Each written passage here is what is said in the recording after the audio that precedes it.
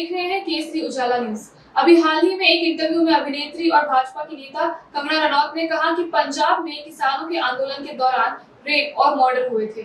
इस बयान से हर जगह खलबली मच गई है। इस विवादित बयान पर कांग्रेस के नेता विजय वडेट्टीवार ने कहा कि उनसे और कुछ अपेक्षा नहीं कर सकते, उनकी बुद्धि भ्रष्ट हो चुकी है। आइए जानते हैं उन्होंने और भी क्या कहा। मोठी महिलांवर अत्याचार झाले, खून झाले असं वादग्रस्त वक्तव्य कंगना रनौतने केलेलं नाही। वादग्रस्त महिलांकडून वादग्रस्तच वक्तव्य ना, ज्यांचा नेचर, ज्यांचा स्वभाव, ज्यांची भाषा ही नेहमीच ज्यांचा अभ्यासच नाही, ज्यांची भाषा अशीच आहे की कधी महिलांचाही अपमान करतात महिला असून, आणि आता तर शेतकऱ्यांचा अपमान केले त्यांनी।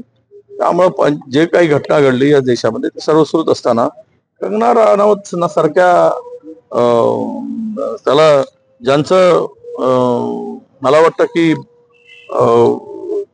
ज्यांची बुद्धीच काय म्हणतात त्याला, ज्यांची बुद्धीच भ्रष्ट आहे, ज्यांच्या बुद्धीमध्येच किडे साचले आहेत, तर असे किडे ज्या डोक्यामध्ये असतात ते वळवणारे किडे कधी ना कधीतरी बाहेर निघतात। तो प्रकार या ठिकाणी दिसतो। चर्चा आहे, अजून तरी ती चर्चा महाविकास आघाडीच्या पुढे नाही आणि आम्ही काही त्या संदर्भात आमच्या पुढे चर्चा झालेली नाही।